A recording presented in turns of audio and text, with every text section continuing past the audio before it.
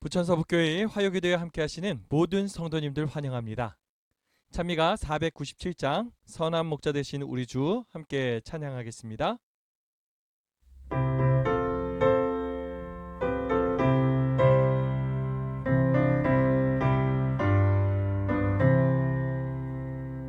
선한 목자 되신 우리 주 항상 인도하시고 방초 동산 좋은 곳에서 먹여주시옵소서. 선한 목자 구세주여 항상 인도하소서. 선한 목자 구세주여 항상 지켜주소서. 선한 목자 되신 예수여 우리 영접하시고 길을 잃은 양의 무리를 항상 인도하소서. 선한 목자 구세주여 기도 들어주소서. 선한 목자 구세주여 기도 들어주소서. 흠이 많고 약한 죄인도 받을 허락하셨네. 주의 은혜 크신 권능이 죄의 결박 풀겠네. 선한 목자 구세주여 지금 나아갑니다. 선한 목자 구세주여 받아주시옵소서. 성도님 여러분들 안녕하십니까? 평안하시죠? 우리 모든 성도님들의 가정에 하나님의 주신 평안이 가득히 넘쳐나기를 소망합니다. 우리가 시편 묵상을 하고 있는데요. 시편은 많은 이들의 영감의 근원이 된 책입니다. 에브라함 링컨은 한 친구에게 이렇게 말했습니다. 시편이 최고다. 나는 하루도 빠지지 않고 매일 시편에서 뭔가를 찾아낸다. 시편을 묵상하면서 그곳에서 값진 보화를 찾은 것입니다. 또한 종교개혁자였던 마틴 루터. 그는 시편을 성경의 축소판이라고 불렀습니다. 시편은 그만큼 귀한 책이라는 것이지요. 시편은 성경에서 가장 긴 책입니다. 시편은 성경의 어떤 다른 책보다 많은 장을 포함하고 있는데요. 그 안에는 성경에서 가장 긴 장과 가장 짧은 장이 다 들어 있습니다. 또한 시편은 신약 성경에서 가장 빈번하게 인용된 책이기도 합니다.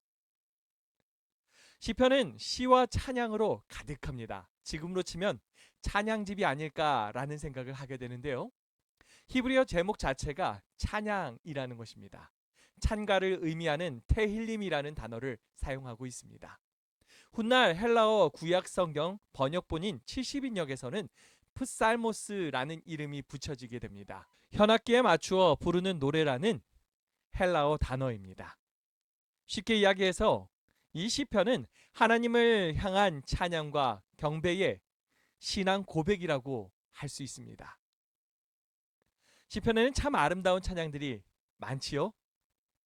그 중에서도 정말 유명한 시편 23편, 대부분의 성도님들이 너무나 잘 알고 좋아하실 것입니다. 같이 한번 읽어볼까요? 여호와는 나의 목자시니 내게 부족함이 없음이로다. 그가 나를 푸른 풀밭에 누이시며 쉴만한 물가로 인도하시는도다. 내 영혼을 소생시키시고 자기 이름을 위하여 의의 길로 인도하시는도다. 내가 사망의 음침한 골짜기로 다닐지라도 해를 두려워하지 않을 것은 주께서 나와 함께 하심이라. 주의 지팡이와 막대기가 나를 안위하시나이다. 주께서 내 원수의 목전에서 내게 상을 차려 주시고 기름을 내 머리에 부으셨으니 내 잔이 넘치나이다. 내 평생의 선하심과 인자하심이 반드시 나를 따르리니 내가 여호와의 집에 영원히 살리로다. 아멘. 얼마나 아름답습니까? 하나님께서 나를 돌보시고 인도하신다. 그러므로 내가 두려워할 것이 없다. 이 찬양은요, 아픔 가운데 두려움 가운데 있는 많은 성도들을 위로했고 그들이 다시 설 수 있도록 만들어 주었습니다.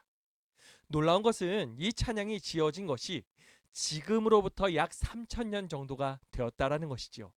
그 당시를 살아가던 목동이었다가 후에는 왕이 되었던 그 다윗이라는 인물, 그가 이 시를 지었는데요.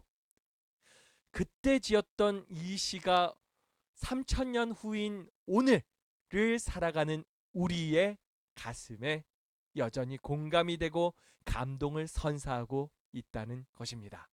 얼마나 놀랍습니까? 오늘날 문화와 삶이 바뀌었음에도 불구하고 우리에게 여전히 영향력을 미치고 있다라는 것이지요. 문학의 힘이 참 놀랍지 않습니까? 이러한 문학을 만드신 하나님은 더욱더 놀라운 분이십니다. 전에 욥기를 묵상할 때 말씀드린 부분인데 다시 한번 이야기를 하려 합니다. 시편은 우리가 구약 성경에서 성문서 또는 지혜서라고 부르는 5권의 책 중에 하나입니다. 성경의 목차를 보시면 욥기, 시편, 잠언, 전도, 아가서가 있지요. 이 5권의 책이 정확히 구약의 성경의 중심에 있습니다. 중심에 있다는 것은 굉장히 중요한 내용이라는 것이에요. 그런데 이 성문서에는 역사서나 선지서처럼 큰 사건에 대한 기록은 거의 나오지 않습니다. 모세오경처럼 율법의 선포 같은 웅장한 장면도, 율법에 대한 깊은 설명도 없습니다. 성문서는 이스라엘 민족 전체에 대한 기록이기보다는 오히려 개인과 개인적 경험의 흥망성쇠에 대한 기록입니다. 어찌 보면 그렇게 중요해 보이지 않을 것 같은 내용들이 담겨 있습니다.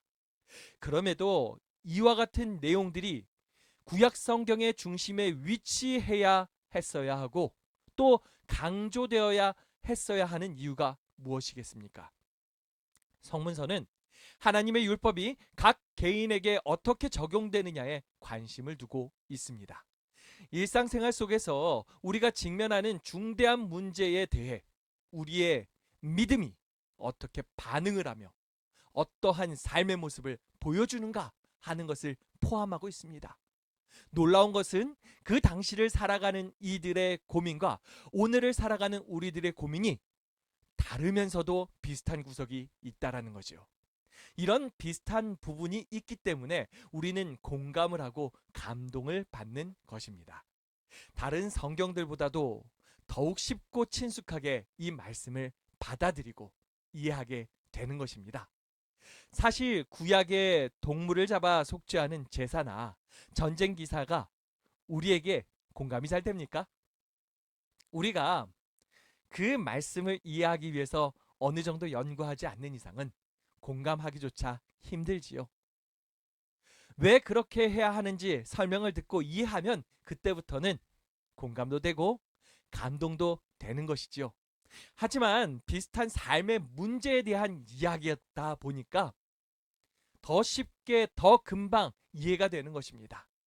삶의 소소한 이야기 속에서 기쁘고 즐거워하고 때로 슬퍼하기도 하는 모습 속에서 우리는 함께 웃고 즐길 수 있는 것이에요. 마치 여러분들이 소설이나 드라마를 볼 때 쉽게 공감하고 또 감동하잖아요. 그거와 비슷한 것이지요. 시편에는 아름다운 시적 표현들이 가득해요. 나무가 손뼉을 친다. 언덕이 기쁨으로 노래를 바란다. 하나님의 원수들이 밀랍처럼 녹아버렸다. 하나님이 친히 구름으로 자기 수레를 삼으신다. 같은 표현들이요. 그래서 시편을 읽고 있으면 우리의 감수성도 자극을 받습니다. 또 아가서로 넘어가시면 아가서에는 사랑과 생동감으로 가득 차 있지요. 또 잠언은요. 굉장히 실질적입니다. 그러면서도 실천적인 권면으로 가득하고요. 또 전도서와 욥기를 보시면 거기에는 신비적 비밀로 가득합니다. 우리의 삶에 이해할 수 없는 고통의 문제들, 죽음의 문제들에 대해서 이해할 수 있도록 도와주는 책이죠.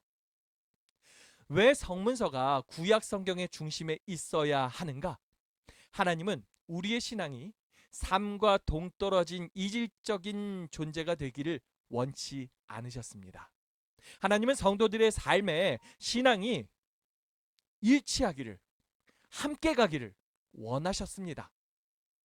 우리의 그 삶에 우리의 믿음이 묻어나오기를 원하셨다라는 것입니다. 삶이 예배가 되는 그런 모습을 원하셨다는 것이에요. 시편은 이러한 예배자들의 믿음이 묻어나오는 찬양의 고백으로 가득 차 있습니다. 다윗의 찬양들을 보시기 바랍니다. 그가 평온한 가운데 찬양을 하는 것은 많지 않아요. 대부분은 위기 가운데서 찬양을 하지요. 내가 죽을 것 같아요. 원수들이 저를 괴롭혀요. 하나님이 보이지 않아요. 이런 외침이 그의 시편에 가득합니다. 우리가 시편을 읽고 있으면 이러한 다윗의 표현들을 자주 접할 수 있어요.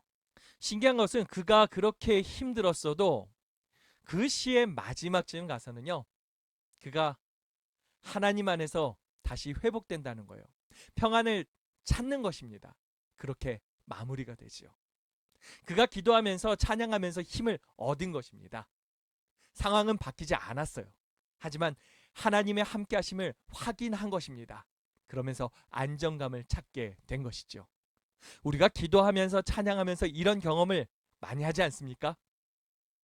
하나님의 함께 하시면 그 어떠한 어려운 상황 속에서도 우리는 평안할 수 있습니다. 하나님께서 나를 구원하실 것이기에, 혹 그렇게 하지 아니하실지라도, 혹 내가 잘못될지라도 나의 영혼까지 책임지시는 그분이 있기 때문에 우리들은 안정감을 얻을 수 있는 것이지요. 그래서 시편은요, 고결한 영성으로 넘쳐나고 있습니다. 우리는 그러한 영성을 바라보면서 다시 한번 공감하고 동감하면서 감동을 얻게 되는 것이고 또 힘을 얻게 되는 것입니다.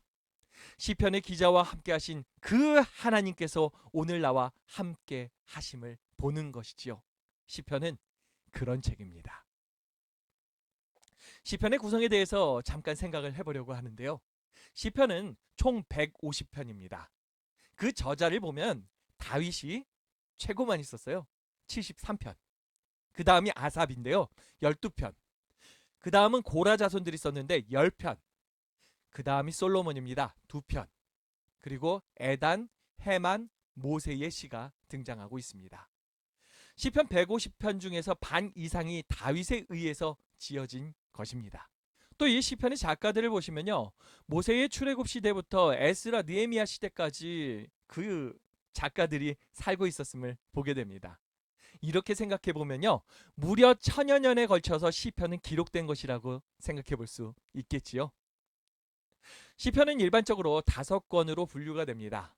1권은요 1부터 41편까지고요. 2권은 42부터 72편까지입니다. 그리고 3권은요 73부터 89편까지고요. 4권은 90부터 106편까지입니다. 또 5권은 107부터 150편까지예요. 자, 이것을 어떻게 분류한 것일까요? 이러한 분류는 유대인들에 의한 분류법을 따른 것입니다. 그들 중에는 시편이 모세 오경, 곧 5권의 율법책을 반영하기 위해서 이런 구조로 이루어져 있다라고 주장을 하기도 해요. 아마도 이 시편을 모세 오경과 같은 의미를 부여하고자 한 것으로 보여집니다. 이 5권의 책들은 각각 송영, 곧 앞에 모든 시편에서 묘사된 크신 하나님을 찬양하라고 촉구하는 아멘 할렐루야로 마무리를 합니다. 기존의 견해에 의하면 시편 1권은 솔로몬에 의해서, 2권은 고라 자손에 의해서, 3권은 아삽에 의해서, 그리고 4권은 그리고 5권은 바벨론에서 돌아오고 난 후 에스라와 느헤미야에 의해서 정리된 것으로 보고 있습니다. 하지만 최근에는 시편 150편이 최종 배열자의 의도 속에서 통일된 메시지를 전달하기 위해 배열되었다는 주장이 설득력을 얻기도 합니다. 물론 여기에는 인간을 향한 하나님의 말씀이 의도적으로 배열되어 있다는 것입니다. 학자들도 시편을 가지고 계속 연구하고 있어서 이 시편에 대한 이해는 점점점 발전하고 있습니다. 최근의 견해에 의하면 시편 1권부터 3권은 다윗 시대에서 시작해서 바벨론에 의한 그 유다의 멸망까지를 배경으로 하고 있다라고 해요. 그리고 시편 4권은 모세의 그 출애굽 시대를 배경으로 한다라고 하고요. 또 5권은 바벨론 유수 이후 포로에서 풀려나온 후의 배경 속에서 그들에게 영감을 준 찬양들이라고 보기도 해요. 쉽게 이야기해서 시편은요, 구약의 역사의 흐름 속에서 끊임없이 울려 퍼지는 하나님의 백성들의 찬양이었다라고도 할 수 있는 것입니다. 자, 우리가 이러한 시편을 보고 묵상하며 우리의 삶에서도 찬양이 멈추지 않았으면 좋겠습니다. 모든 상황 속에서 하나님께서 우리와 함께 하시고 우리를 인도하시지요? 우리가 낙심 가운데 있을 때 하나님이 잘 보이지 않을 수도 있습니다. 다윗이 그러한 적이 많았지요. 하지만 그럼에도 두 손 모아 기도할 때 하나님의 함께 하심을 다시 확인할 수 있기를 바라고요. 하나님이 주시는 평안이 우리 안에 넘쳐나기를 소망합니다. 나의 곁에서 나를 위로하시고 다시 일어날 힘을 주시는 그 주님을 바라보시길 바랍니다. 그리고 때로 하나님께서는 나의 잘못된 마음과 선택 앞에서 우리를 견책하시기도 하는데 그러한 하나님을 보시길 바래요. 하나님께서 그렇게 하시는 이유는 나를 뭐 하시고 싶으셔서, 구원하시고 싶으셔서 나를 위해 최선을 다하시는 것 아니겠습니까? 우리가 그러한 주님을 바라보면서 우리 가슴에 더욱더 감동을 얻고 하나님을 진심으로 기뻐 찬양하는 저와 여러분 되었으면 좋겠습니다. 그리고 이번 기회에 우리도 시편 작가가 되어보면 어떨까 하는 생각을 해보게 됩니다. 한번 시를 한 편씩 써보시기 바랍니다. 시를 읽으시면서 가슴에 자극 많이 받으시잖아요. 표현해 보십시오. 진심으로 하나님을 찬양하는 아름다운 노래들을 지어보시기 바랍니다. 뭐 곡을 붙이기까지는 어려울 것 같지만 능력이 되시는 분은 꼭 하시고요. 그게 안 되더라도 가사만이라도 지어보시기 바랍니다. 하나님께서 우리의 찬양을 받으시고요. 우리를 얼마나 기뻐하실까 생각해보면 참 가슴이 뜨거워지는 것 같습니다. 우리 모든 성도님들 한번 시도해 보시기 바랍니다. 자, 오늘은 여기까지 하도록 하고요. 이제 새생명 전도 축제가 2주 앞으로 다가오고 있습니다. 우리가 그 날이 오기 전까지 더 열정적으로 기도하며 또 여러 사람들을 초청할 수 있기를 바랍니다. 주님의 잔치자리에 성도 함께 모여서 주님 기뻐 찬양하는 그 놀라운 광경을 함께 보기를 바라고요. 이 전독축제가 마쳐질 때 우리가 정말 진심으로 기뻐하며 하나님을 찬양하는 그러한 잔치 되었으면 좋겠습니다. 자, 이제 앞에 있는 기도 제목으로 함께 기도하겠는데요. 특별히 우리 교회 그 젊은 세대 중에 우리 진양이가 수술을 했다고 하더라고요. 다 함께 합심으로 우리 진양이를 위해서 기도해 주시기 바라고, 또 특별히 우리 주한교회가 지금 최근에 너무 힘들다고 합니다. 우리 주한교회를 위해서 우리 성도님들 기도해 주시기 바랍니다. 그리고 후반기 전도 숙제 위해서도 열심으로 기도해 주시기 바랍니다. 함께 기도하는 시간을 갖겠습니다.